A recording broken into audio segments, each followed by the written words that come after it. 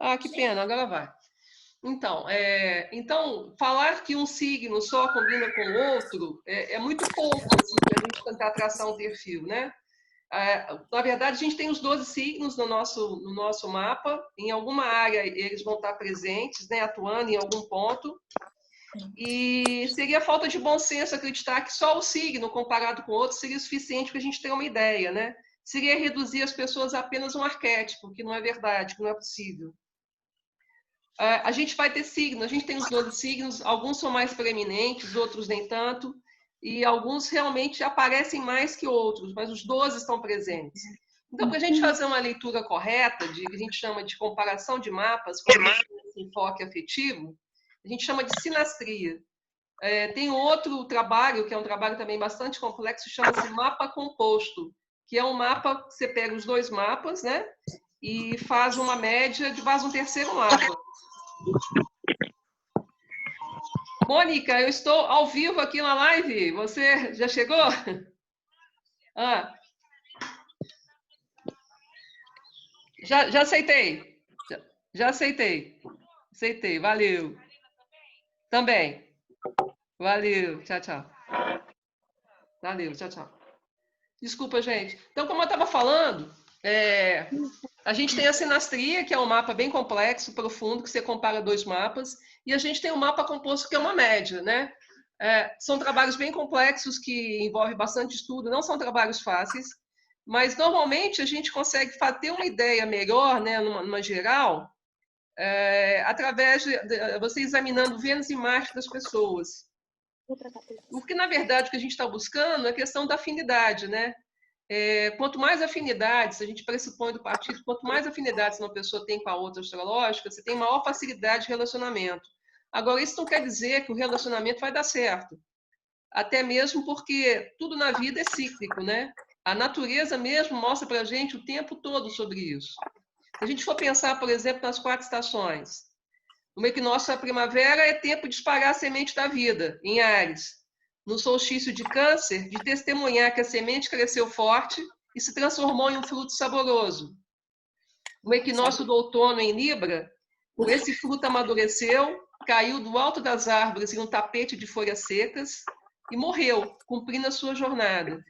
E no solstício de inverno, em Capricórnio, é o momento, a Terra fica congelada, a natureza se congela, é o momento do frio extremo, porque a Terra precisa descansar para voltar renovada, né? Então, se a gente for partir desse princípio todo, para a gente entender relacionamento, a vida é um ciclo. E relacionamentos também são ciclos de vida e são momentos. E tudo se baseia numa realidade clara, que fica cada vez mais clara, pelo menos para meus cabelos brancos. Quanto mais eu envelheço, mais eu entendo isso e entendo isso como uma verdade, né? Pelo menos eu entendo, não significa que seja uma verdade absoluta. Tudo é impermanente, tudo é transitório, tudo é cíclico. E tem coisas, as coisas têm momento de nascer, crescer e morrer e se transformar. Mesmo que se transforme em uma outra coisa, talvez uma coisa até muito mais profunda, mais valiosa, mas tudo é impermanente. A gente está constantemente em mutação e em trânsito. Então, dentro desse princípio que a astrologia, que ela fala o tempo todo dos ciclos, que há momento para as coisas, que a gente tem que entender os nossos momentos na vida, tem seu momento de primavera, tem o seu momento de verão, tem o seu momento de outono e tem o seu momento de inverno. E quanto mais atento a gente está consigo mesmo, a gente consegue perceber esses momentos e tentar aprender com eles e não forçá-los. É aquela velha história, você não vai à praia num dia de chuva.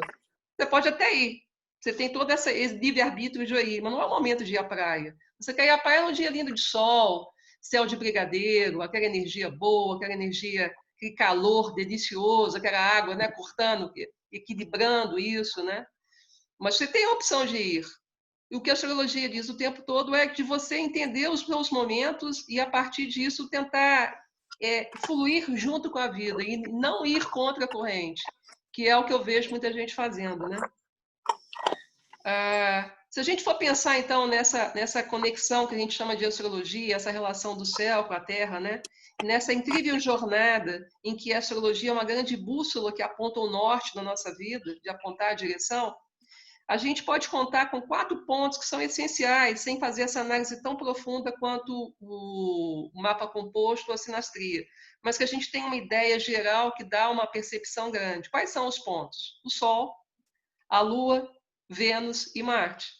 O Sol, na astrologia, é o que você é a sua identidade, né? É o seu ego, é a sua consciência e é o arquétipo do pai. A Lua é a mãe, é o passado, são as suas reações mais profundas, é o seu inconsciente, é o que a gente guarda, são as nossas lembranças, é a nossa mãe, né? A nossa mãe simbólica. Vênus é a força feminina, aquilo que você sente naturalmente. Aqui está me dizendo que eu tenho 40 minutos? Você. Vênus é a força feminina, aquilo que você sente naturalmente atraído, o impulso para ser desejado, o que a pessoa valoriza no relacionamento, que tipo de afeto você dá e troca e recebe, né? É como se fosse o nosso ego feminino.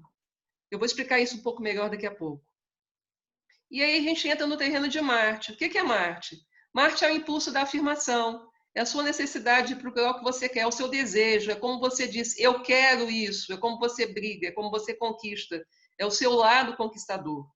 E é a sua energia sexual, como ela é estimulada, e é como se fosse, numa analogia, como se fosse o seu ego masculino. Também vou falar um pouco mais disso aqui mais à frente. Além disso, a gente tem o descendente, que é o signo oposto ao ascendente, que significa a casa 7, que é o que você busca no outro, né? O ascendente é como você começa essa jornada da vida astrológica. É o ponto de partida é o nascimento. E a 7ª casa é a casa do outro, né? O que o outro tem a nos ensinar na sua vida, o que você busca no outro. Exemplo, o meu ascendente é Áries, então a 7ª casa é Libra. Então, eu, ariano, sou um signo de fogo, eu quero, eu desejo, porque Áries é regido por Marte.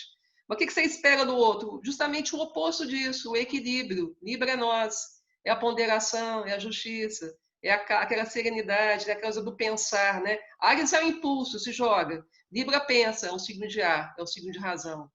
Então, a gente tem esse eixo aí. A 7ª casa, então, é sempre o signo oposto ao nosso ascendente, tá? Então, se o meu ascendente é touro, eu vou ter a casa 7 em escorpião. Então, se eu tenho toda essa energia da calma, da tranquilidade touro, o que eu busco? Uma relação intensa em escorpião, uma transformação, uma entrega, uma coisa ardente, muito mais, que foge completamente aquele terreno taurino que quer ter o controle de tudo, que é o mundo da terra, do controle, onde você tem os pés firmemente apoiados no chão. Com o descendente em escorpião, com a 7ª casa em escorpião, você se joga numa relação intensa de vida ou morte, porque tudo com escorpião não tem mais ou menos, é tudo muito intenso, muito no âmago, muito na alma, né? É uma pegada forte. E aí, gente, a gente seguindo assim nesse raciocínio, né? A gente também tem que analisar se a 7ª casa tem algum planeta, né? Qual que é o regente da 7ª casa, que isso pode mudar um pouco o tom, né? Enfim, e os aspectos que acontecem regendo tudo isso. Então, são inúmeras questões, mas a gente vai falar hoje basicamente de Vênus e Marte e Sol e a Lua. Então, vamos lá. O Sol é a consciência, a Lua é inconsciente. Vênus é a expressão feminina, Marte é a expressão masculina. E existem algumas coisas em comum. Vênus, tanto para o homem quanto para a mulher, é como você seduz. Mas Vênus é uma energia muito mais feminina. Marte, para os dois, tanto para o homem quanto para a mulher, é a sua energia sexual. É o que você espera, a sua expectativa, a sua energia, a questão do sexo mesmo. Então, se a gente for pensar, quando a gente olha o mapa natal, se você pegar o signo do Sol, que é o seu, né? A gente tem aqui, por exemplo, acho que o único homem saiu porque ele não está conseguindo canalizar o som. A gente só tem mulheres aqui, né? Todo mundo, então, aqui, vamos lá. Cada um diz o seu signo, por favor. Sônia? Áries. Áries, signo de fogo. Carla e Adriana? Touro. Touro. Duas de terra. Simone? Simone? Gêmeos. Gêmeos, signo de ar. Luciana? Aquário. Signo de ar. Karina? Karina, qual é o seu signo? Virgem. Virgem, signo de terra. Mônica, qual é o seu signo? Libra. Libra. Libra. Libra. E temos uma outra visitante aqui que eu não estou conseguindo reconhecer, que está pequenininho. Qual é o seu signo? Você que está de óculos. Ai, sou eu, Adelaide, amore. Ah, você colocou? Libra. Nossa, Eu tô tão emocionada. Então tá, temos então uma libriana aqui. Duas. Então, se a gente for pensar, esse Sol ele tem essa energia masculina. Se a gente juntar essa energia masculina com o signo do seu Marte, a gente vai ter o descobrir qual é a sua expectativa do outro, né? O que você espera do lado masculino? O que você espera do lado masculino da vida? E que tipo de homem, numa relação padrão, você deseja? Está fazendo sentido? Você está entendendo? Eu estou falando grego. Peraí, agora foi rápido, eu me perdi. O Marte. Então vamos lá.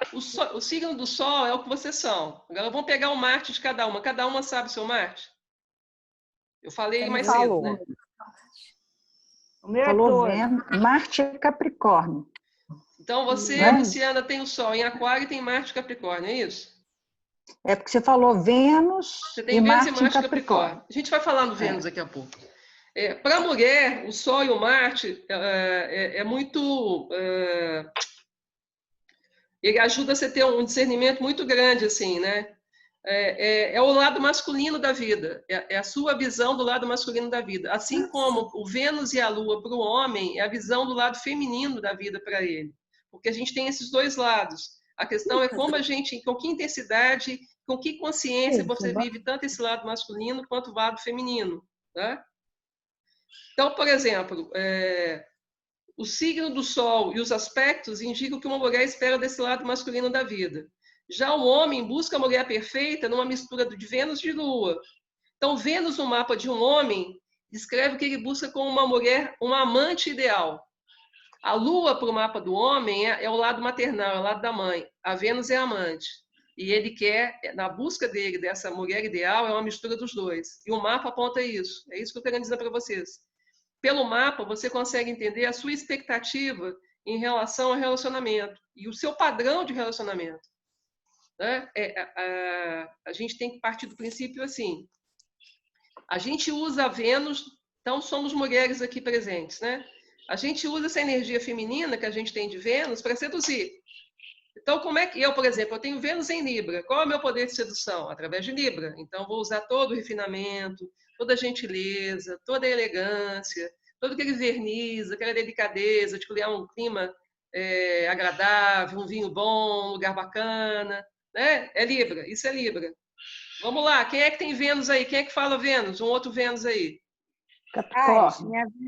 Vênus em Vênus Capricórnio. e Marte. Opa, vamos lá. O Vênus em Sagitário e Vênus em Capricórnio. Dou uma, dou duas, vamos lá. Então vamos lá. Primeiro, Vênus em Capricórnio, valendo. Vênus em Capricórnio é um Vênus em Terra, né? Então, como é que é o processo de sedução do Vênus em Capricórnio? Ele passa segurança, determinação, de ser uma pessoa bem-sucedida, né? Porque Capricórnio tem a ver com a profissão, com a vocação. Agora, isso, gente, é importante dizer o seguinte, isso é no geral, porque se esse Vênus tem outros aspectos, isso pode mudar muito o tom da coisa, né? Para a gente ter uma ideia, ok? A gente não tem como falar sobre relacionamento de uma forma profunda dessa forma. A gente tem uma ideia de quais são os planetas que atuam, e a partir daí você pesquisar e se interessar e aprofundar, naturalmente, né? Vênus em Sagitário, por exemplo, né? É o seu, né, Adelaide? Vênus em Sagitário. É um Vênus de fogo. Como é que é um Vênus de fogo? A pessoa quer se divertir, né? Como é que a pessoa conquista, seduz? Sendo engraçada, divertida, leve, trazendo uma alegria, um sorriso no rosto, uma coisa gostosa do fogo. Próximo Vênus, quem é? Câncer. Vênus Meu em Câncer. também, Como é que a Câncer. pessoa de Meu Vênus em também. Câncer seduz? Sendo amorosa, generosa, cuidando do outro, né? Sendo aquela coisa lânguida, aquela coisa canceriana protetora, toda charmosa, aquela coisa assim delicada, né? Que Câncer tem isso. Estou falando besteira, Adriana? Não, não. Próximo Vênus. Como é que sabe qual que é o seu Vênus? Eu não sei. Oi? Eu não sei qual que é o meu Vênus. Ai. Deixa pra lá. Não, ela mesmo. Vê da Mônica, Marcinha. Passa. Carla. Carla não. Carla foi abrir a porta. Carla tem Vênus aonde? Eu acho que é Capricórnio. Tá, já falei. Simone, tem Vênus aonde? Não estou ouvindo. Já falou o meu, é Câncer. É Câncer. Karina, qual é o seu Vênus? Esqueci. Não sabe? Não lembro. Não lembro?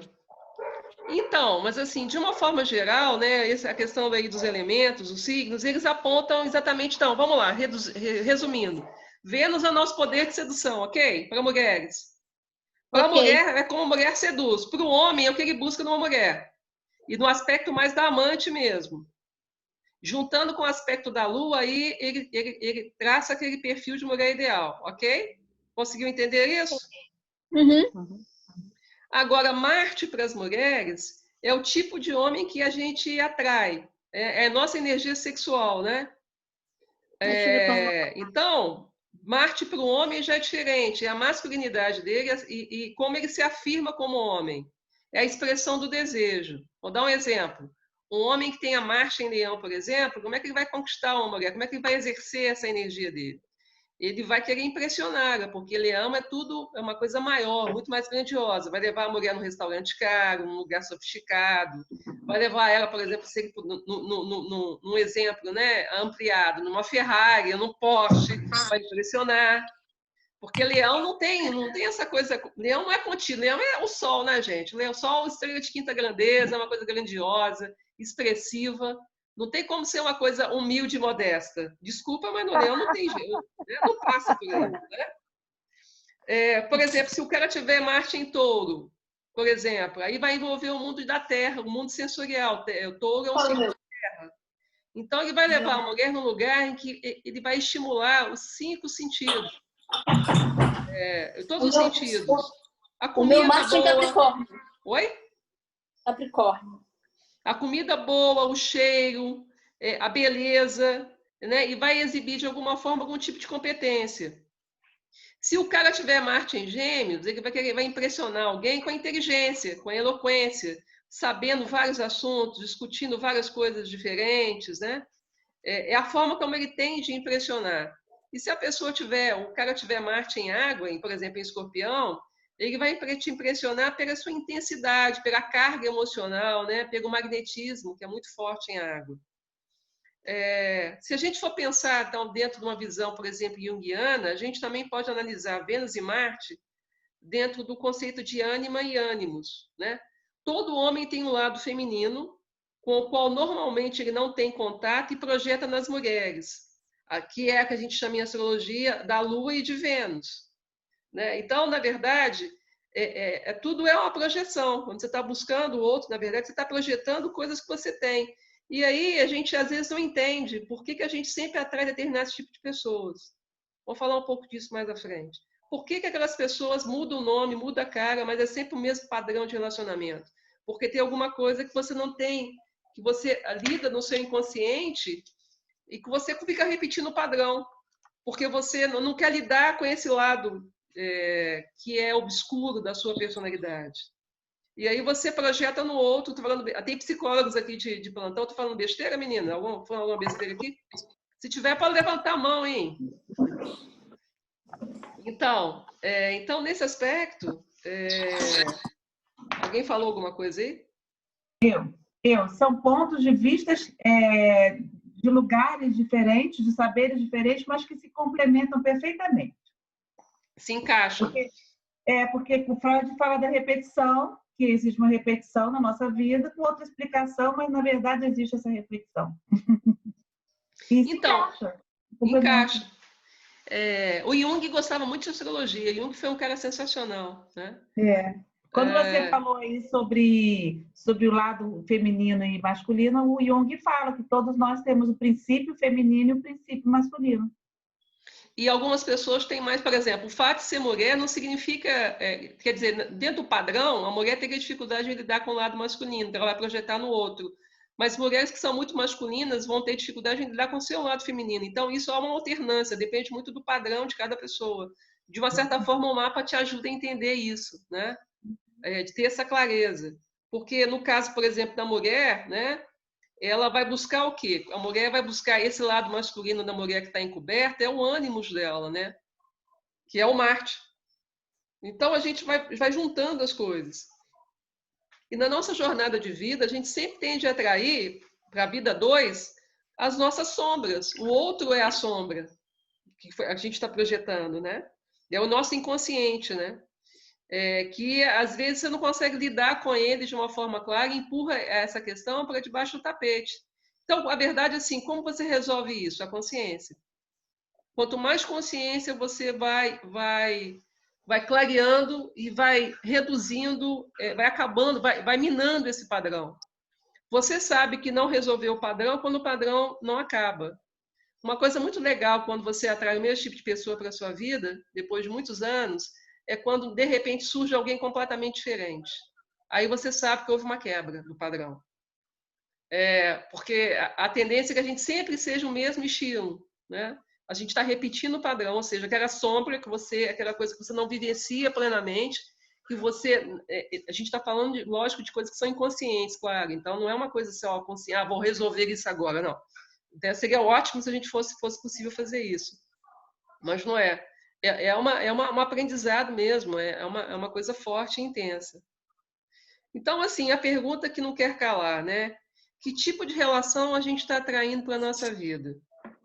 Vocês reconhecem um padrão? São tipos parecidos? É a pergunta que eu faço para vocês aí. Todo mundo tem o mesmo padrão? Alguém quer falar alguma coisa? Padrão, assim, a nível de relacionamento, eu percebo que tem situações da vida que você se encontra na mesma situação, com coisas diferentes, mas a situação é muito próxima. Parece que você tem que passar por aquela fase. Tipo, você repete situações. Eu não sei se no relacionamento acontece igual, mas parece que é uma evolução lenta, né? Você repete aquilo até atingir um grau de amadurecimento ou de superação, não sei direito. Mas eu acredito que no relacionamento também ele vai tendo evoluções. Mesmo obedecendo o padrão, você vai encontrando coisas um pouco mais evolutivas na pessoa, assim, não seria? Pelo menos comigo acontece assim. Vai gradativamente, vai evoluindo de alguma forma as minhas escolhas. Queria complementar a sua pergunta. Uma outra pergunta. Será que a gente tem que repetir? Não, a gente espera que não tenha que repetir. A verdade é, quando a gente não repete padrão, significa que a gente se libertou dele. Não, mas será que a gente precisa de passar por Ou aquilo? então, Claro que não, mas aí vai depender do seu grau de consciência. O grau de consciência como você lida com a sua sombra. Se você encara isso de uma forma verdadeira, intensa e se joga nesse mergulho na alma de uma forma super honesta, a tendência é que você não tenha que passar por isso, mas isso não é o que acontece na maioria das vezes. Ou é? Você falou uma palavra aí que eu gostei. A gente ser honesto com a gente mesmo, né? Exatamente isso. Porque é difícil. Não estou falando de uma situação fácil, de um padrão fácil, né? Alguém quer mais compartilhar? Simone? Não? Alguém quer mais falar? Tô aqui pensando nessas sombras. Ontem eu Quais pedi são suas pra Lu sombras? Adelaide, quais são suas sombras? A gente só vê o dedinho, não. eclipse ontem, revelar. Sônia? Karina?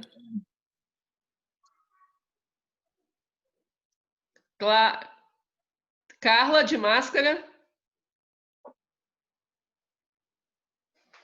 Adriana! Chegou uma amiga aí, uma amiga. Ei, Adriana! Depois a gente fala. Então, vamos continuar então aqui a questão dos padrões aqui. Agora, tudo isso que eu estou falando, ele ganha uma dimensão muito maior se tanto Vênus quanto Marte, o Sol e a Lua, se eles receberem aspectos dos planetas transpessoais, que são Urano, Netuno e Plutão, né? E aí a gente está trabalhando no nível do inconsciente coletivo. E aí a questão da consciência, Mônica, fica muito mais difícil. A questão né, de escapar ao padrão fica muito mais difícil porque é num outro nível, assim. aí o trabalho é muito mais longo e muito mais doloroso. E para a gente entender isso, é preciso ter maturidade e ter muita consciência para transmutar a dor e o sofrimento causados pelo aprendizado, que não é pouca coisa. Então, vou dizer, vamos lá no popular, vamos no papo reto. O que isso significa? Então, vamos lá. Se você tiver Saturno, o que significa Saturno? Saturno é o regente do signo de Capricórnio, é o senhor do karma, é uma visão mais kármica da vida, é o senhor do tempo, é Cronos, e tudo que ele coloca a mão, tudo que ele encosta, ele limita, ele delimita, e ele causa, ele exige muito trabalho e esforço duro. Você não tem nada de graça com Saturno. Com Saturno você tem que se esforçar muito, ser muito verdadeiro. Dá um exemplo engraçado. Imagina uma excursão de crianças numa loja de doce, ok? 50 crianças numa loja de doce, todas roubando balinhas. Só uma vai ser pega na hora de sair, é aquela que tem problema com Saturno. Com Saturno, você não pode nem roubar nenhuma bala, que ele te cobra o preço. É como se fosse mais ou menos assim, dando um exemplo engraçado, divertido, né? Você não pode sair, você tem que andar em cima da linha, não pode fazer xixi fora com a tampa fechada. Tem que ser aquela coisa ali, certinha, retilínea, correta, dentro do padrão, não dá para errar. Porque o preço é pesado. Mas mais do que isso, uma visão, estou brincando aqui, falando de uma forma até meio estereotipada da questão kármica que envolve Saturno, mas muito mais que isso, Saturno envolve o medo. Então, a pergunta que eu faço, né, quando tem Saturno envolvido com algum planeta pessoal, Vênus, Marte, Sol, do que você tem medo? O que te angustia? Você tem medo de quê? De não ser desejado? De não ser boa demais? De não ser feminina demais? De não ser capaz de seduzir? Né? Porque, na verdade, quando você lida com o medo no relacionamento, o que você faz normalmente quando você tem muito medo? Você constrói várias muralhas, várias proteções, para você não se machucar, né? Então, como é que você adota um comportamento? Controle total, você tenta controlar tudo. Então, você passa uma certa frieza, um distanciamento, né? Porque você não quer transparecer a sua insegurança. Uma pessoa que tem Saturno com Vênus no mapa, com Marte no mapa, com Sol no mapa, é aquela pessoa que é insegura, assim, muito insegura em relação ao seu próprio valor pessoal. E esse é o grande exercício, né, de como finalizar essa fase patinho feio, né? Como você virar cisne, como você resolve isso, né? E aí isso envolve trabalho duro e muita maturidade. Eu não sei se vocês sabem, se vocês têm os planetas com Vênus ou Marte e tal, mas é difícil falar de um tema desse com um mínimo de profundidade sem não tocar nisso, né? Saturno é um exercício poderoso, causa dor, causa sofrimento, mas o processo do amadurecimento vem por aí. Né? E esse distanciamento, e a partir do momento que você vai amadurecendo, você vai construindo estruturas sólidas para construir uma relação de verdade, você vai aprendendo a lidar com isso, aí você constrói uma relação muito, muito, muito sólida, no sentido de que é uma coisa muito verdadeira, e você já entendeu várias questões que você se machucava ali, que você errava sempre, né? Alguém consegue se reconhecer nesse padrão aqui ou não?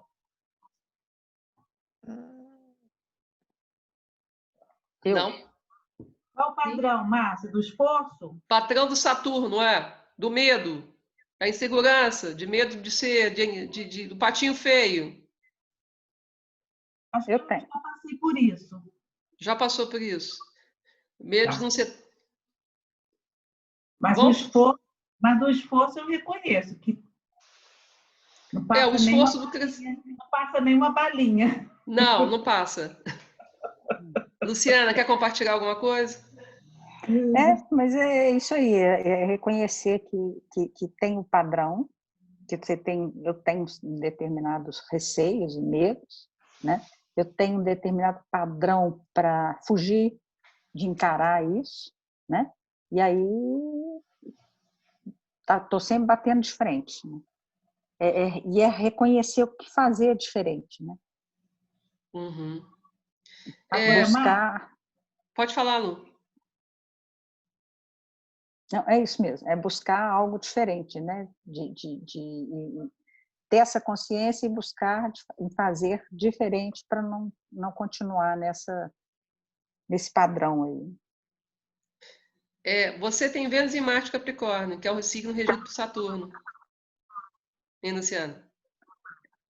Você falou que é Vênus em Marte. Vênus em Marte Capricórnio, que é o signo regido por Saturno, que aí esse padrão aí que eu falei do medo, né? Ou seja, encaixa, né? Porrada Bom, mesmo. Podemos continuar? Uma outra coisa que a gente pode, uma outra etapa disso é quando envolve Urano, né, Sônia? Urano, né, Sônia? Então, o que é Urano em astrologia? Urano é um planeta que rege o signo de Aquário, né? É um planeta que também atua no nível do inconsciente coletivo. É a mudança repentina, inesperada. Quem conhece tarô é a carta 13, é a carta da torre. Agora eu esqueci o número, se é 13? Não, 13 é a morte. 16, acho que é a carta 16 do tarô, que é a torre. Que é quando vem um raio repentinamente do céu, arrebenta a torre e duas pessoas são jogadas para cima, né? Isso é Urano. Urano é o raio que cai repentinamente, inesperadamente, que modifica tudo. E é a necessidade de quebrar a estrutura, né? Se a gente for pensar na mitologia, no início dos tempos, era o céu era Gaia, né? Urano era o céu e Terra Gaia. E eles namoravam. Então Gaia namorava Urano. E tiveram vários filhos. Esses filhos eram cíclopes, foram filhos monstruosos, gigantes, de aparência horrível. Urano ficou muito incomodado com a aparência dos filhos e levou os filhos até a região do Tártaro, nas profundezas da Terra, e aprisionou os filhos ali. A mãe ficou indignada e pediu ajuda a um dos filhos para destronar o pai. O único que ajudou foi Saturno. E assim, Saturno aproveitou o momento em que Urano estava namorando a mãe e cortou os testículos de Urano. E do sêmen desse corte surgiu Vênus, a deusa do amor. Ou seja, o curioso dessa história toda é que a motivação de tudo era a aparência dos filhos, e quando, de uma certa forma, Urano perde a sua força, quando há o corte, surge a deusa da beleza, a deusa do amor. Muito, muito bonito e muito curioso isso. Então, a questão de Urano, há uma necessidade aí do novo, né, de quebrar com o antigo, de quebrar com regras, de lidar com a autoridade, né? Há uma dificuldade muito grande de Urano por parte disso. E nesse caso aqui, principalmente no campo afetivo, né? Pessoas que têm Urano forte, Aquário forte no mapa, elas têm uma necessidade de liberdade muito grande, uma necessidade de espaço, de respirar, né? Detestam gente pegajosa, então uma dificuldade em lidar com pessoas que ficam ali muito em cima, né? Precisa respirar, a pessoa não gosta assim, sai do meu pé, sabe? O uraniano não gosta de ninguém muito de gente no pé dele. Ele prefere manter um distanciamento, não quer se envolver emocionalmente, está sempre improvisando. Vamos fazer isso? Na hora a gente resolve. Isso é uma conversa bem uraniana, assim, né? Não quer se comprometer, na verdade. Essa é a grande dificuldade, né? Para o uraniano, para você conviver bem com o uraniano, você precisa de dar a ele espaço e liberdade, né? Quanto mais você pressionar, mais você o distancia, né? E pessoas que têm Vênus e Marte, Sol, no mapa que tem esse aspecto, tem essa necessidade, né, de estar ali e de querer ter uma relação, mas ao mesmo tempo não querer, né? Não querer bancar o preço de perder a liberdade, né? Quer espaço para respirar. Acho que isso é uma coisa importante. Alguém aqui uraniano presente na sala que queira compartilhar? Quer compartilhar alguma coisa, Sônia? Eu tenho a quadratura do Sol com Urano, né? Eu gosto muito de relacionamento, mas tem uma hora que eu não aguento mais. Eu não consigo. Eu me casei várias vezes, né? Então, por um lado, eu quero constituir esse relacionamento, mas eu não suporto muito tempo. É complicado. Uhum. E você gosta do cara no seu pé ou não? Não, tenho pavor. No Pavor. começo gosto. No começo gosto, mas depois eu não gosto mais. É terrível. É terrível. Eu já casei várias vezes, é complicado. Tá certo. Bom, vamos para a próxima etapa, que é o momento de Netuno, né? Netuno tem a ver com peixes, é um planeta que fala do nosso encontro com o divino, do lado místico da vida, de você, do nosso lado mais romântico, do nosso lado mais idealizado, mais sensível, do encontro místico. O amor não é um amor, o amor é um encontro de almas, né? A alma gêmea é pouco, é muito maior que isso, porque tem o divino presente. Então, não se satisfaz com o que é limitado pela visão terrena do afeto, do sentimento, né? E na questão do reino de Netuno, de gente que tem Sol com Netuno, Vênus, Mercúrio, Peixes, forte no mapa, é a fantasia, né? De você... Primeiro, há um grau de insatisfação gigante, porque como a pessoa não quer encontrar um ser humano, quer encontrar um Deus, né? Porque como é uma coisa divina, então é altamente ampliado, é muito amplificado. Então, nesse encontro, quando ela encontra, ela se apaixona, porque ela não se apaixonou pela pessoa, ela se apaixona pelo amor. Porque o amor é muito mais interessante do que alguém. Só que um belo dia ela descobre que esse alguém existe, e não é aquilo que ela imaginou a vida dela inteira, aquela expectativa, o que ela sonhou, o que ela fantasiou, né? E aí a coisa começa a ir para o final justamente nesse momento. Porque você tem tudo é num grau de expectativa muito alto, porque tudo é muito idealizado, né? E tem que ser uma coisa assim muito romântica. A pessoa se joga, mergulha nisso de alma, se doa completamente para o outro, né? E é um amor que mal canalizado gera a dependência, né? A pessoa acha que tem que salvar o outro, porque normalmente o outro, quando você tem o padrão de Netuno no mapa, o outro é o artista sensível e delicado, que não sabe ganhar dinheiro para pagar as contas, né? Ele é maravilhoso, sedutor, charmoso, cheiroso, mas ele não consegue ganhar dinheiro para pagar as contas. Ele não tem comida em casa, aí você tem que cuidar dele, né? Quer dizer, você tem não. Você se sente compelida a fazer isso, né? Ou ele é aquele cara maravilhoso, mas que ele precisa cheirar para produzir alguma coisa, ou precisa fumar um baseado, ele nunca consegue estar limpo sem estar completamente bem. Nada contra quem fume, quanto cheira, cada um é uma escolha pessoal, mas no sentido de que a pessoa tem que estar com alguma substância para ampliar a consciência. Ela não consegue estar ali no padrão normal, tem que estar sempre o tempo todo alimentando isso, que também dificulta. Ou a pessoa é alcoólatra, que é uma outra questão netuniana pesada. A pessoa não dá conta de lidar com as questões da vida e ela precisa beber. Ela precisa de achar sempre, ela tem que ter algum tipo de escapismo, né? A bebida e a droga é um deles, a arte é um outro escapismo, é o escapismo positivo nesse aspecto construtivo, né? E o outro é religioso, o cara é um místico, né? É mágico, mas ele não tem dificuldade de conectar com a realidade das coisas. E aí, assim, a pessoa quando está envolvida no aspecto com Netuno, né? Ela está disposta, às vezes, a sacrificar a vida dela para salvar o outro, né? Ela está disposta a salvar o amor, mas quem é que vai salvá-la? Essa que é a pergunta, né? Quem vai salvar o Salvador? Eu acho que esse é um ponto para pensar. Alguém aqui se identifica com esse padrão? Não queira falar, não quiser, não precisa compartilhar. Alguém quer falar alguma coisa? Não?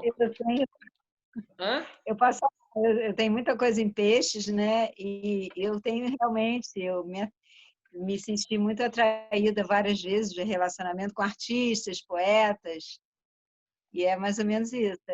Você já fez meu mapa, eu tenho Netuno, posição a Vênus, né? Ascendente peixes, Mercúrio em peixes. E já aconteceu muito comigo isso, bem como você está falando aí. Alguma coisa que você falou, não tudo. Né? Então, não é uma coisa muito simples, né? Não, e eu queria só colocar aí, que eu não falei na hora do Saturno, que a minha Vênus também é oposição a Saturno, então ao mesmo tempo eu tenho as duas coisas, né? A oposição com Netuno e com Saturno. E aí entra na fantasia e depois cai na real. Você deu o meu mapa, complicado, né? É bastante complexo, sem dúvida, né? Bastante complexo. Bom, e aí a gente entra na última etapa, que é a etapa de Plutão, né? Com Plutão é vida ou morte. Então vamos dar um exemplo aqui. Alguém assistiu 9,5 Semanas de Amor? Simone, assistiu? Alguém viu 9,5 Semanas de Amor? Sim. Alguém assistiu? Vocês lembram os jogos eróticos de alta voltagem emocional? Todo mundo lembra? Sim. Então, alguém assistiu Drácula? Alguém viu Drácula? Não, Drácula, tô do lembrando, Bram. Não? Então, aquela história do cara vai até o inferno por causa do amor, né? Isso é Plutão, tá, gente? Bem-vindos ao mundo de Hades, do subterrâneo. Essa é a área dele. Ou seja, é um amor que não tem fronteira. E é um amor que vai até o inferno, se necessário for. Né?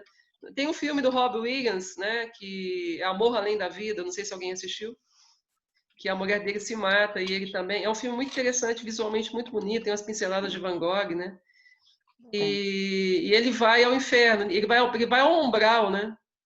Para salvar e para resgatar o amor da vida dele. Esse é o amor plutoniano. Bem-vindos ao amor de Plutão. É esse. É o amor capaz de qualquer coisa. É o amor que vai além de qualquer fronteira.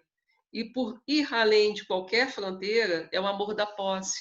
É o amor que destrói. É o amor que pode chegar às vias de fato. Né? É o amor que envolve jogos de manipulação. Né? E que envolve tanto desejo, tanta paixão quanto frustração. E quando a outra pessoa não dá mais conta de aguentar uma energia tão forte, o outro se sente abandonado. Né? Não, fui abandonado e tal. Eu acho que a gente, por aqui, eu consigo, acho que mais ou menos fechar alguns padrões de relacionamento que você consegue visualizar, de como isso é intenso e forte e poderoso, e como a gente tem pouco controle sobre isso, né? E que quando a gente tem esses planetas transpessoais envolvidos, a nossa realmente alternativa é ter a consciência e estar realmente prestando sempre muita atenção, porque é quase que você meio quase que é repetitivo, né? Você cair na mesma cilada. E é um exercício de maturidade, realmente, encontrar o outro e ter uma relação honesta, verdadeira, sabe? Sem sombra. É o ideal mesmo. Assim, acontece, mas a gente pode dizer que muito poucas pessoas hoje podem dizer que conseguem ter uma relação 100% honesta, sem manipulação, sem sombra, sem projeção. Isso é quase que natural na vida, né? É isso que eu queria falar para vocês. Se vocês quiserem fazer perguntas, né? Agora entrando no campo mais específico estou aqui à disposição.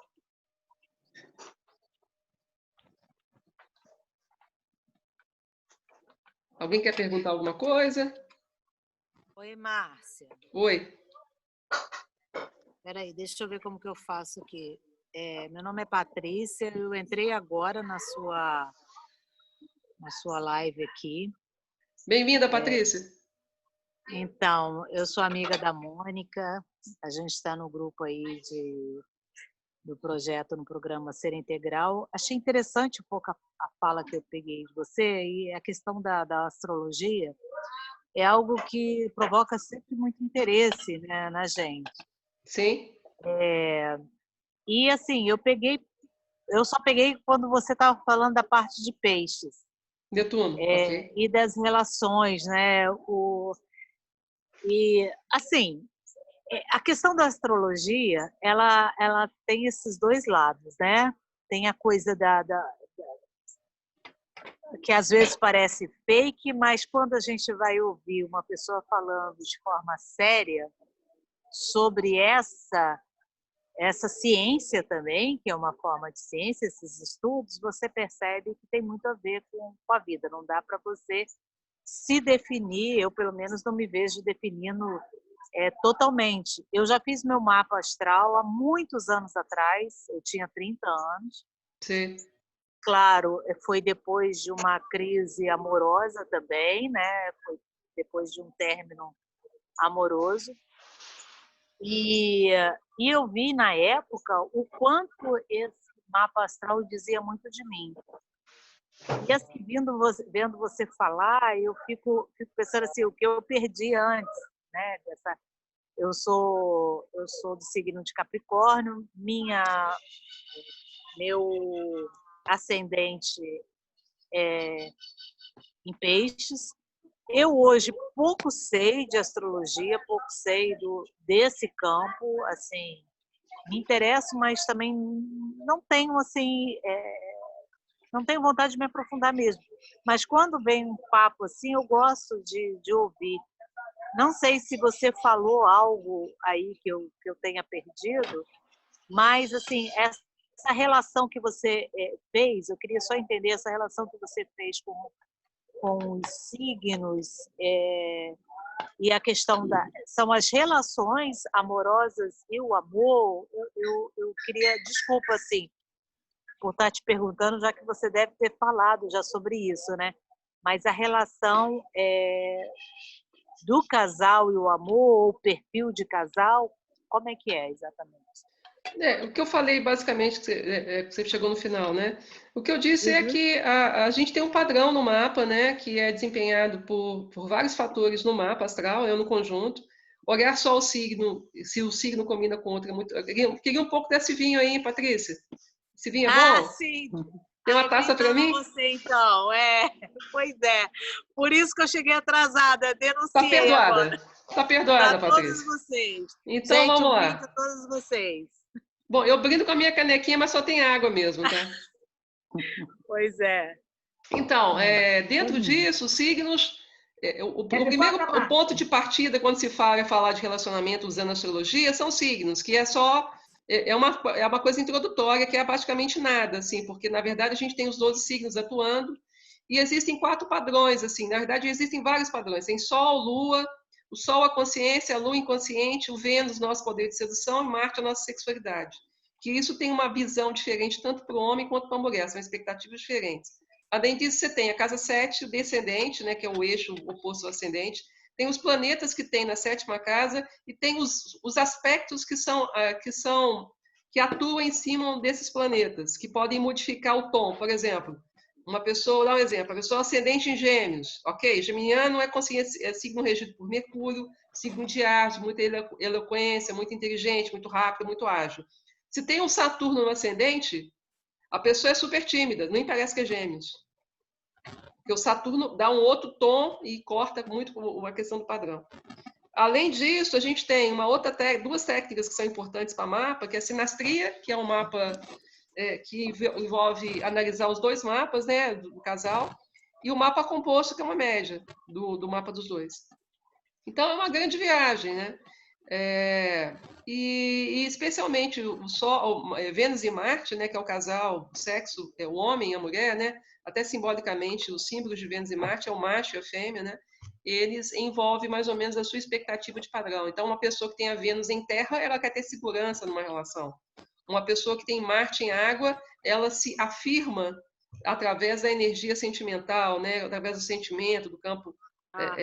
E assim por diante. É uma grande dança cósmica e você consegue entender muito do outro numa relação. Seu namorado, sua namorada. Minha namorada ou meu namorado, por exemplo, tem Marte em Gêmeos. Ele não é muito ligado em sexo.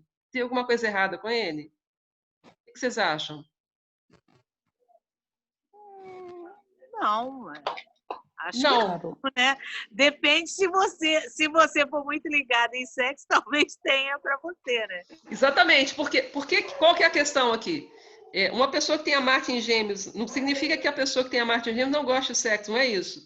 É porque Gêmeos é uma energia muito mental, né? Então, para a pessoa, a comunicação às vezes se dá de uma forma... A pessoa pode ter um orgasmo conversando com o outro, literalmente é isso.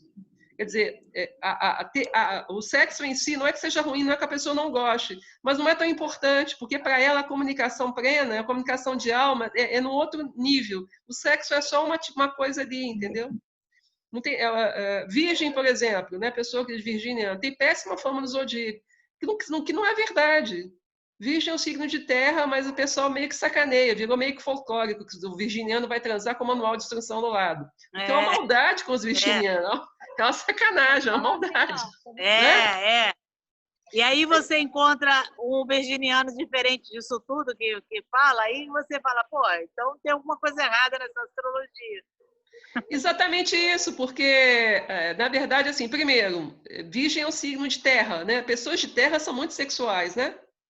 Terra é o mundo sensorial, né? Então é o mundo do cheiro, é o mundo do desejo, de comer uma comida gostosa, de ter um ambiente, de sentir, né? aquela energia ao redor, de ter uma roupa de cama legal, de ter flores, de ter uma arrumação, tem todo um padrão, tem uma sensualidade ali. Lógico, por exemplo, dos signos de terra, touro, se a gente for pensar, é o mais sensual, discutivelmente. Mas Capricórnio, por exemplo, é muito sensual, só que a pessoa é contida.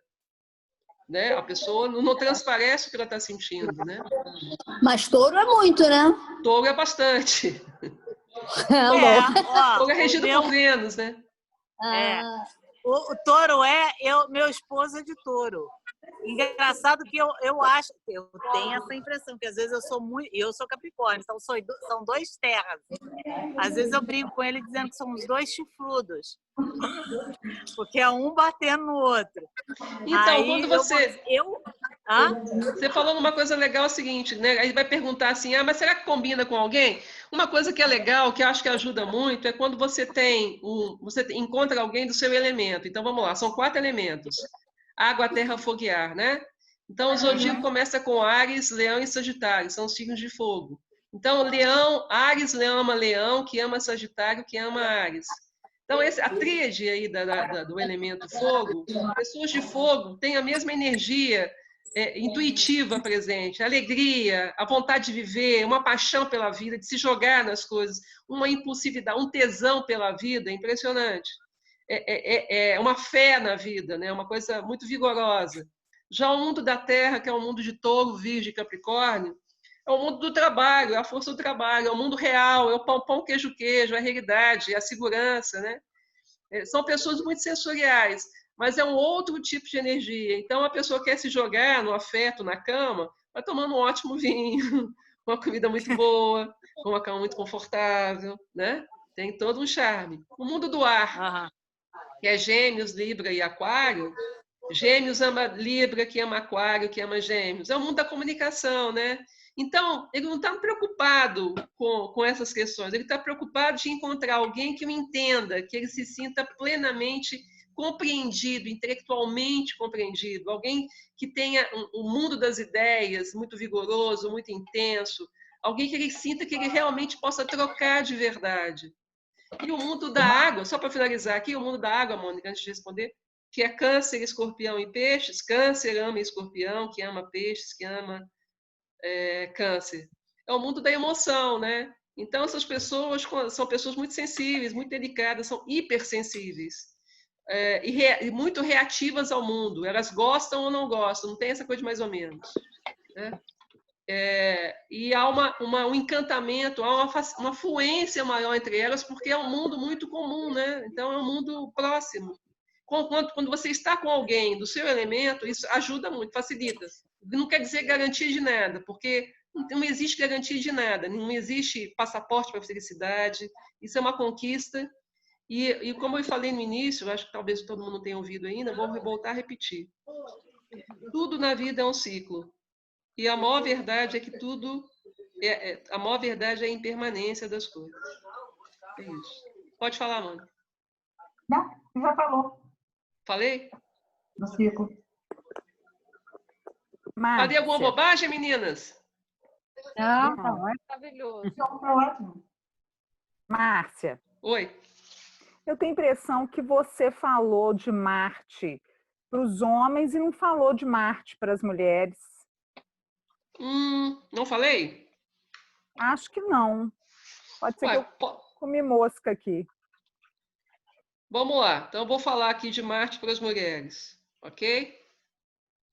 A primeira coisa, se a gente for pensar, é o Marte em fogo. Tá? Como é que seria o Marte em fogo? Marte em Áries, Leão e Sagitário.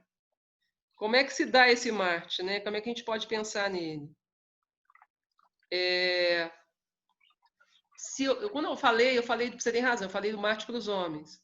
Então, Marte para o homem é como ele exerce a masculinidade dele para conquistar alguém.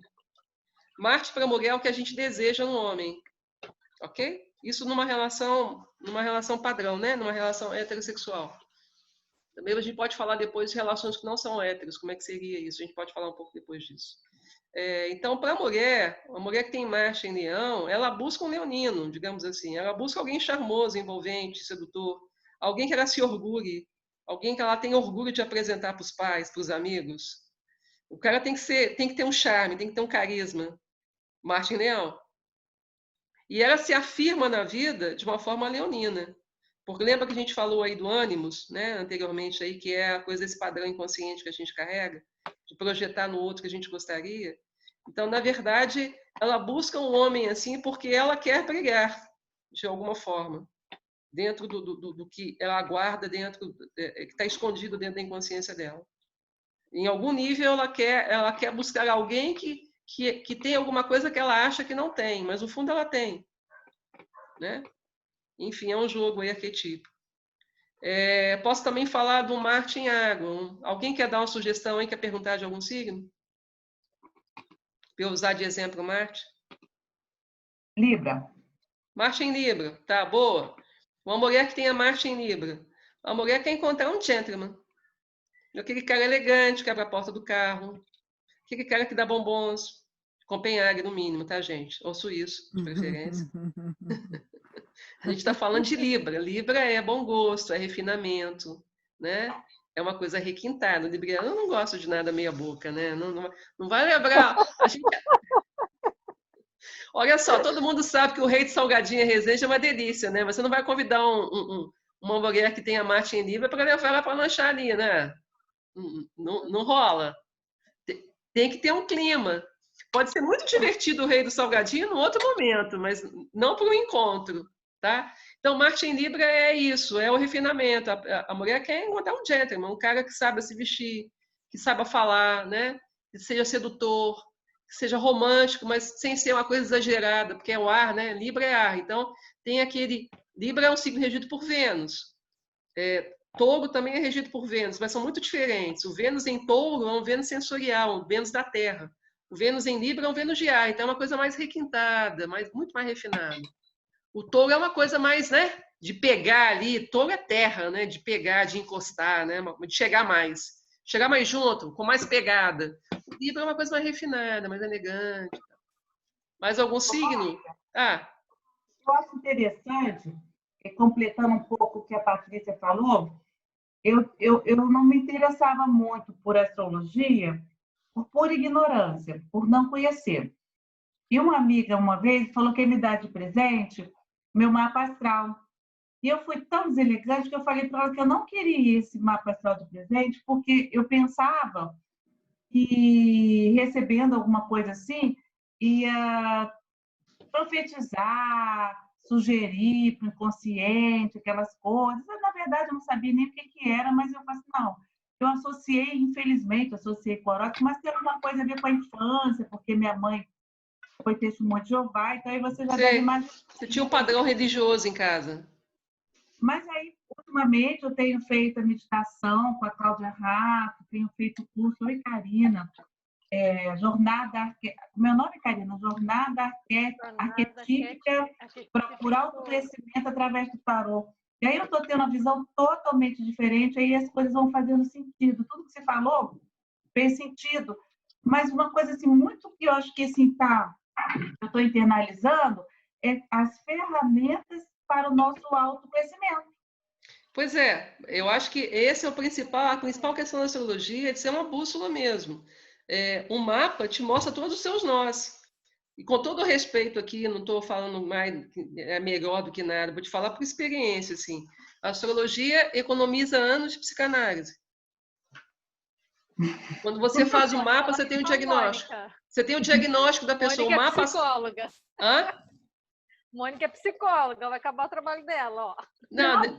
Não, mas a Mônica está interessada em astrologia. A Mônica é tão esperta, que ela percebeu que a astrologia pode encurtar o trabalho dela. Ela pode ter um resultado muito bom. Eu não estou dizendo para ela usar como ferramenta principal, não. Mas é uma ferramenta que você não pode desprezar em termos de autoconhecimento. Não dá para desprezar. É ignorância desprezar a astrologia como ferramenta de autoconhecimento, entendeu? Então, aí, como tudo na vida tem um lado positivo, essa pandemia me trouxe a astrologia de presente, que eu conheci você e conheci a Cláudia Rato. E aí está sendo ótimo. Então, assim, acho que a astrologia, gente, tem mais de 6.000 anos. Se a gente for pensar que desde que o homem para sobreviver, o homem primitivo, observava o comportamento do Sol e da Lua, se a gente for pensar o que os caldeus fizeram em termos de ciência, né? A grande questão da astrologia caiu em desgraça porque ela perdeu, era considerada uma ciência antiga e mais recentemente, né, numa fase mais contemporânea para cá, a questão de você ter que comprovar, né, comprovar cientificamente, de ter uma sustentação científica que ela funciona. Mas eu vou te falar que ela funciona há mais de 6.000 anos. É complicado. A própria psicologia mesmo, se a gente for pensar, desculpa aí, pegar a história da psicologia, a psicologia, para virar ciência, ela teve que incorporar a biologia dentro do campo dela. Então, ela jamais teria o reconhecimento como ciência, né? E aí, assim, o que eu vejo das pessoas que ficam me sacaneando, né? A minha vida, eu sou jornalista, trabalhei minha vida há anos como jornalista, comecei a minha vida como astróloga, dei aula, Simone está aqui de testemunha, né, nas minhas primeiras turmas de astrologia, isso em 87, 86. E depois que eu fiz jornalismo, foi praticamente impossível conseguir as duas coisas, porque quem que vai respeitar um jornalista que é astrólogo? Hoje a gente tem esse Olavo aí, bom, não vou falar de política, não, esquece, vou pular essa parte. Mas é complicado, assim, né? No sentido de você é desrespeitado, as pessoas riem da sua cara, você é divertido numa festa quando as pessoas estão bebendo. Aí todo mundo acha divertido falar dos signos, né? Mas as pessoas não têm noção, elas acreditam que a astrologia é só o horóscopo do jornal. E o horóscopo do jornal é a melhor coisa da astrologia e a pior. A melhor porque ele a popularizou. E a pior porque muita gente acha que é só aquilo. Se a gente for pensar, mesmo o caso do tarô, por exemplo, né? O tarô, quando surgiu, eles sacaram o seguinte: era um conhecimento sagrado que eles queriam perpetuar, através das 22 arcanos maiores, as 78 lâminas, né, do tarô. E eles perceberam que uma forma de perpetuar esse conhecimento era através do jogo, que era a coisa mais mundana que existe. Então, eles transformaram um arquétipo em carta e em jogo. E isso, o tarô está aí até hoje, né? E se a gente for pensar no processo de sincronicidade, que o Jung tanto fala, que tantos outros autores falam, praticamente a mesma coisa, né? Quando você vai tirar uma carta, você está tirando um arquétipo seu interno. É impossível errar uma interpretação. Quer dizer, é impossível a carta errar. A interpretação pode ser alterada, pode ser manipulada, mas o arquétipo está ali. E não precisa nem ir muito longe. Olha para a carta. Nem tanto o que a pessoa diz. Olha para a carta. A carta te responde. Porque eu já fui em muitas consultas de tarô e que a pessoa me dizia uma coisa, aí a carta me dizia outra. Então, é isso. É o que eu penso. Posso estar errada, posso ser radical, mas é o que eu penso. Eu penso, Márcia, que tudo vale a pena quando a alma não é pequena. Então, tudo que pode levar ao nosso autoconhecimento, para a gente se autorrealizar, conseguir paz, plenitude, é válido. Desde que a gente não crie uma dependência. Sim.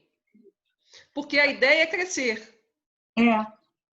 A ideia de quem realmente está nessa vibe é de crescer. E aí eu te falo que estar em contato com a gente mesmo é a coisa mais difícil do mundo. Essa conexão é uma conexão, estar em conexão com a sua dor, do que não funciona, dos seus erros, dos seus nós, dos seus gargalos. Isso dói profundamente.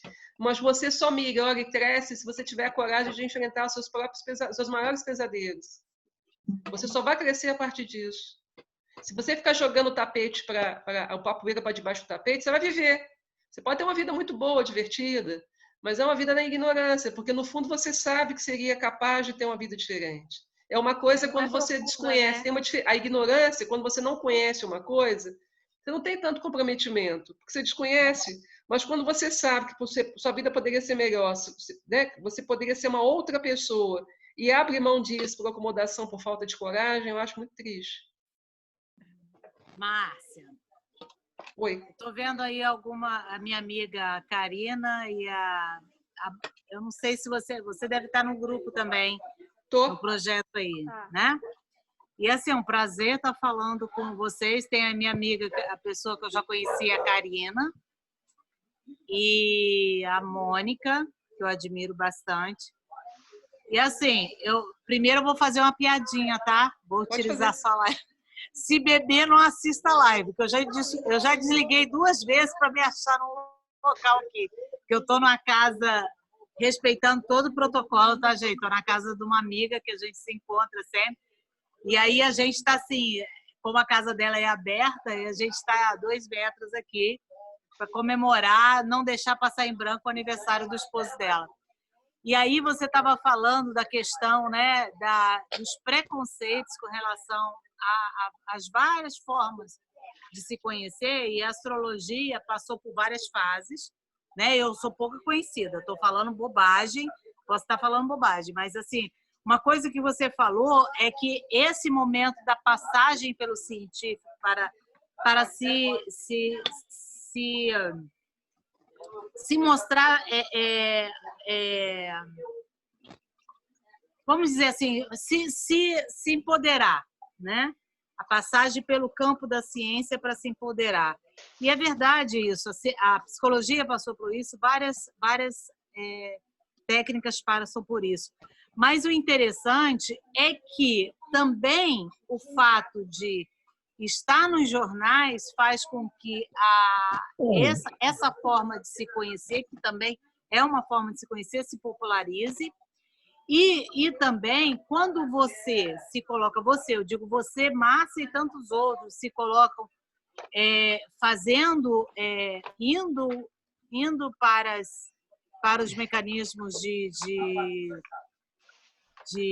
tecnologia para falar, né, para explicar sobre esse campo, isso dá uma credibilidade e mostra o quanto esses campos são, sim, fundamentais para que a gente conheça.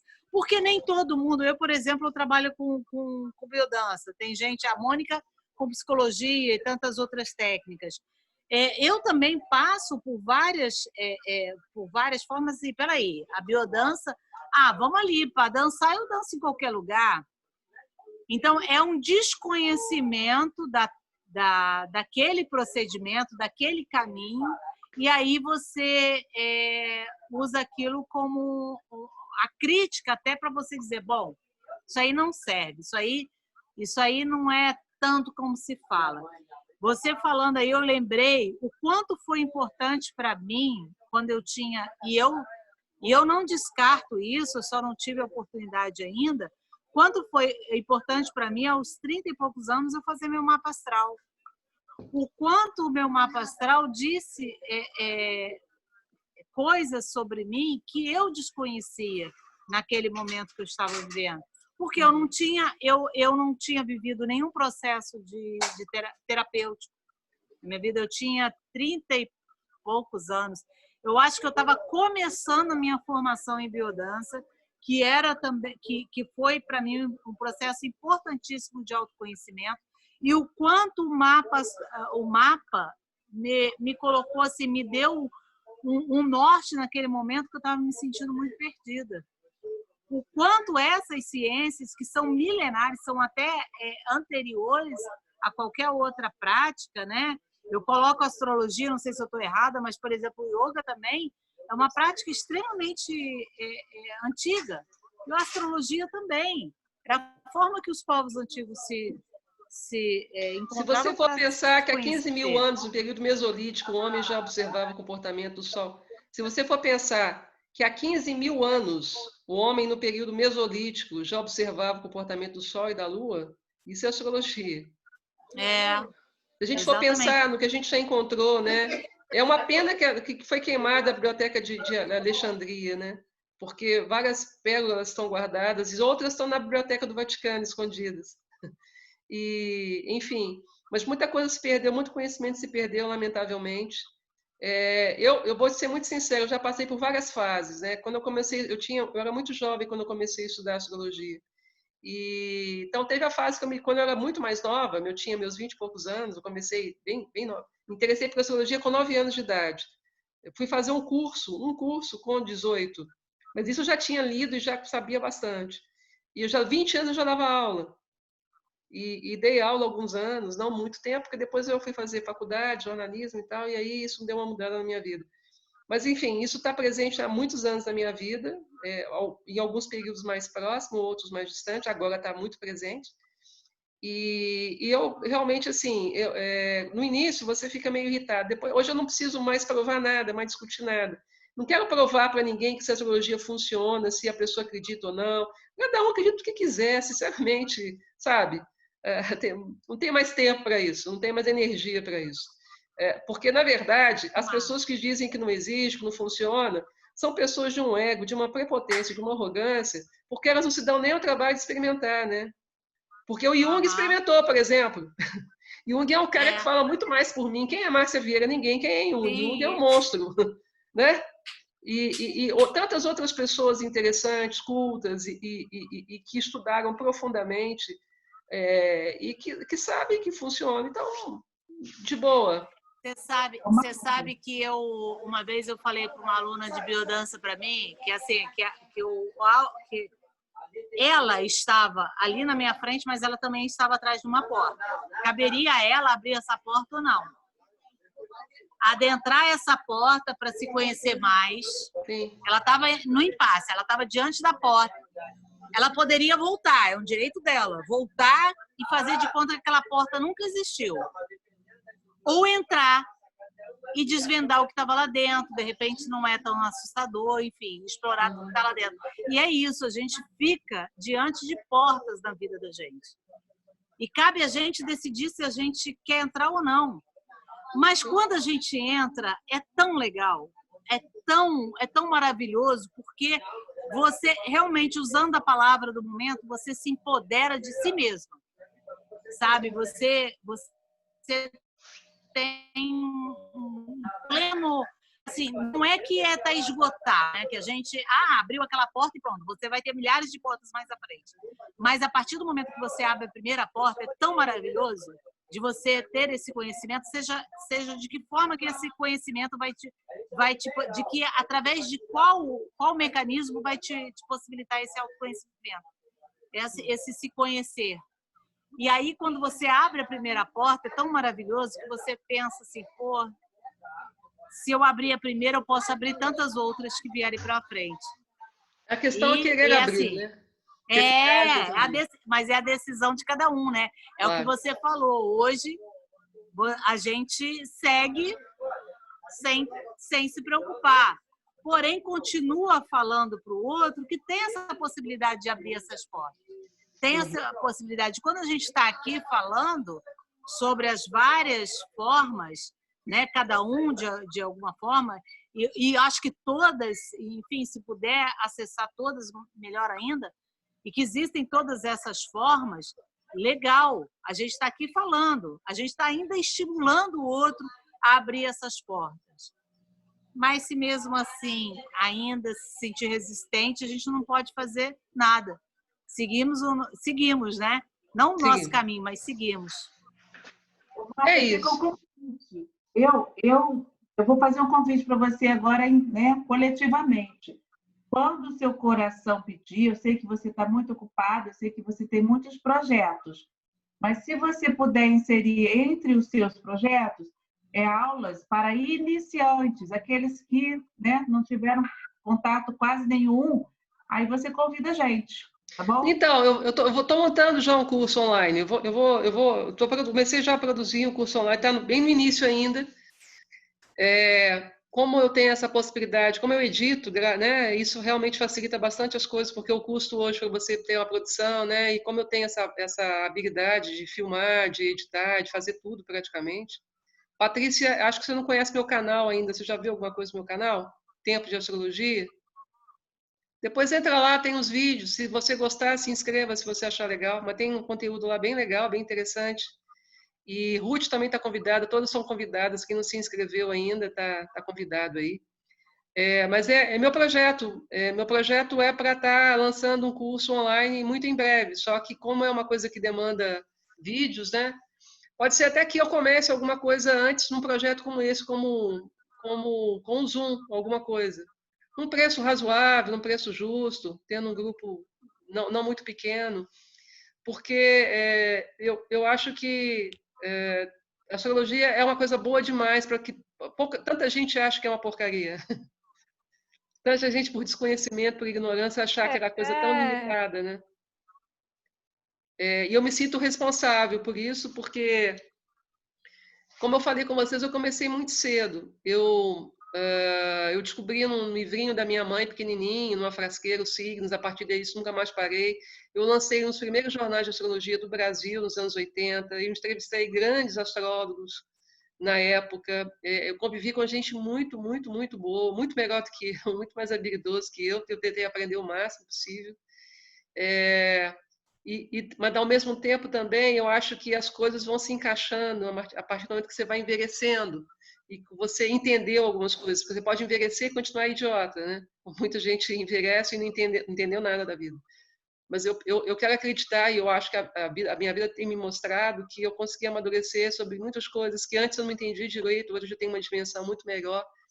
E a astrologia precisa dessa maturação, né? Então, hoje eu acho que eu estou muito mais pronta e sou muito mais capaz de ensinar com muito mais eficiência, que vai muito além da didática.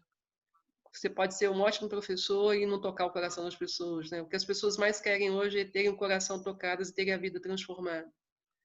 E eu acho que esse é um campo que eu acho que eu estou próxima de atingir, sem ser pretensiosa, sem nada, assim, falando de verdade, de coração mesmo.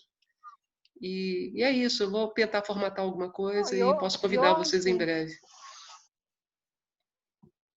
Oi? Alguém falou alguma coisa? E hoje, Márcia, com essa tecnologia, Oi, Karina. Tá me ouvindo? Tô te ouvindo.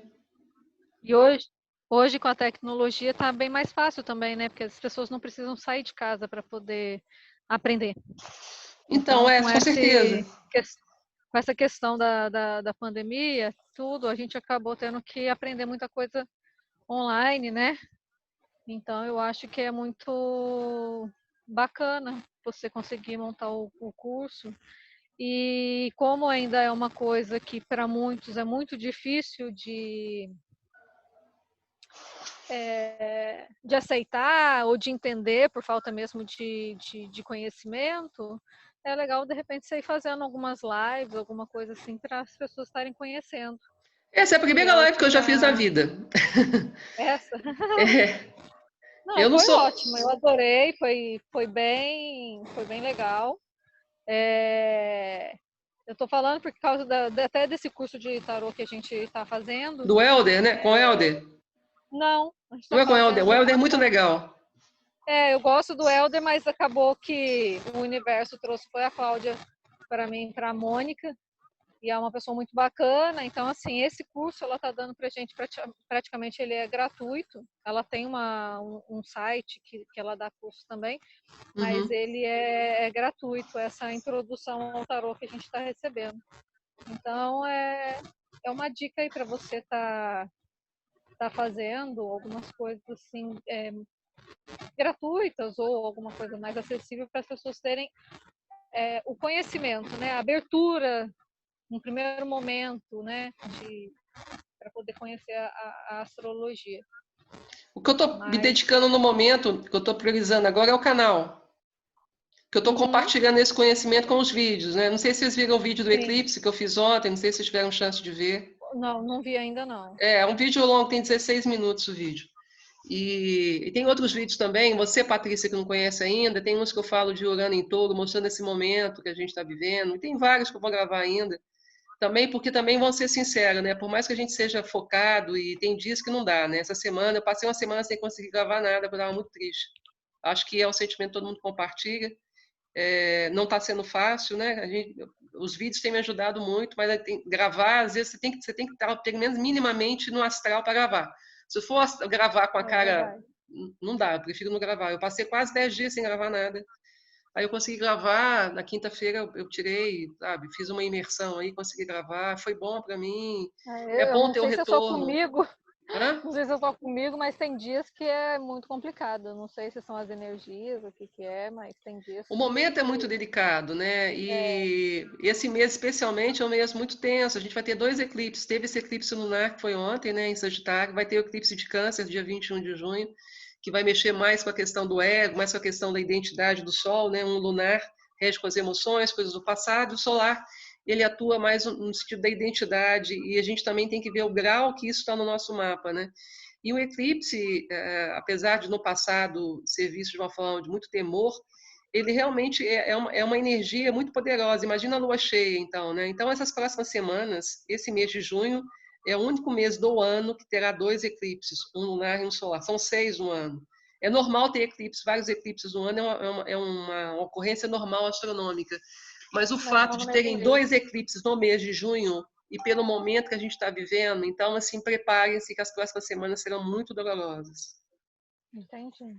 Então Muito, explica, muito porque 2 difícil. dias assim tão Muito esquisito que eu difícil. levanto e falo, Mais gente, eu tô esquisita. dolorosa? Ai, Jesus. Eu não consigo dizer o que que é. Eu levanto e falo, gente, não tá normal, não tô normal. É que tem coisas que a gente não. Por exemplo, tem coisas que eu evito de falar nos vídeos.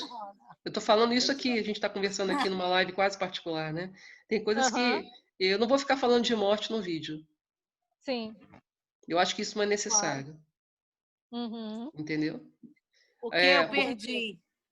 Estou dizendo o seguinte, Desculpa. que não é necessário falar de morte no vídeo. Ah, sim, sim. Não é necessário falar. Mas né? eu estava brincando aqui, falando mais dolorido ainda. Então, assim, porque na verdade o que está acontecendo é nesse processo de limpeza, de expurgo, né? É um processo de expurgo, é um processo muito maior. Ninguém está morrendo impunemente, gratuitamente, há um sentido. Essas pessoas que estão morrendo, aí não é astrologia, não, aí é uma outra visão minha, mais espiritual, né? Essas pessoas já tinham um compromisso de saírem, né, deixarem, de descerem do metrô, né? Nesse momento. A doença é um processo que faz parte dessa etapa na vida de cada um que está partindo, né? Que está mudando de etapa. Ao mesmo tempo, muita gente não entendeu ainda o que está acontecendo, muita gente não vai entender o que está acontecendo, só que essas pessoas que não entenderam vão matar muita gente, que também, mas tem um sentido nisso, quer dizer, ninguém vai morrer impunemente, nenhuma folha cai da árvore se não tiver uma anuência divina, uma anuência maior. Então, nesse jogo todo, lógico que a gente, pensando friamente, você quer que as pessoas sejam poupadas, né? Mas há um sentido, há um ciclo aí é um ciclo de vida, de purificação, de renovação. É doloroso, mas é a única forma de fazer com que o homem olhe realmente de verdade para dentro. De ver o que realmente tem importância, de fato. Pois é. Né? É verdade. É isso. Mas então, vamos tentar muito manter... obrigado. Oi? Muito obrigada, achei que foi muito bacana todo o conteúdo, todo, né, o começo. Eu acabei entrando um pouquinho atrasada, mas porque eu estava esperando você me aceitar aí. Mas eu achei que o conteúdo foi muito legal, muito bacana. Gratidão por você ter se disponibilizado, né? Porque está dentro do nosso programa lá do Ser Integral, disponibilizado para poder estar fazendo esse trabalho. Obrigada, Karine. Eu que agradeço a oportunidade aí do grupo, né? Muito legal. Acho que é isso. Às vezes as pessoas, né, estão num momento muito introspectivo, né? Eu tenho participado muito pouco do grupo, porque eu estou num momento muito introspectivo, muito off. Mas eu acho que é natural também, e também isso faz parte, acho que é compreensível, né? Se você me permite, estão me ouvindo? Estou te ouvindo, pode falar. Ah, tá. De novo, falar de novo. Assim, gostei bastante de ter entrado depois, gostei de ouvir, te conhecer. Acho que esse momento a gente precisa, sim, se conectar com pessoas que estão aí propagando energias boas, né? Acho que todos nós estamos precisando. Realmente eu acredito nisso, que estamos passando por um momento de mudança. Só realmente me falta, sim, a confiança de achar que a gente vai ter na humanidade realmente essa mudança. Tem hora que eu fico meio que ainda desconfiada da humanidade, mas, enfim, esse é um processo meu Um processo pessoal. individual E também quero de cada um. aproveitar para convidar a Karina, a Mônica aqui, que fizeram a aula comigo. Quero convidar você também, Márcia. Márcia, porque eu vou começar também a fazer um trabalho com um grupo aqui, uma experiência minha, um trabalho com biodança. Não pode falar agora. E é trazer, trazer, apresentar também essa técnica, essa prática, que é fantástica, que nos deixa também lidar com as nossas emoções nesse momento, nos ajuda a lidar. Quero convidar vocês e a todos que estão participando aí, que a gente vai começar um grupo. Em princípio, eu, Karina e Mônica acordamos de ser na terça-feira pela manhã, mas eu vou colocar sugestão e seria muito legal a participação. Quem não pôde participar da aula experimental, a primeira vez que eu fiz também foi um desafio para mim. Legal. Fazer online. Foi no sábado passado, se eu não me engano, meninas. Foi sábado. Muito legal. Para mim foi assim, foi um retorno muito importante para minha experiência profissional. Quero convidar todas que estão aí e você também, em especial. Obrigada. Obrigada pelo convite. Gostei muito de tudo que você falou. Tá bom? Obrigada, Patrícia. Valeu. Então, acho que é isso, né, meninas? Liberar vocês, né? Tem gente querendo tomar vinho, tem gente que está com visita em casa, tem gente que já escureceu, está indo pegando friagem aí, me dando prestigiando, né, Sônia? Tem gente que está no escuro, tem gente que já dormiu. Escuro. Tem gente que já dormiu, né, Adelaide?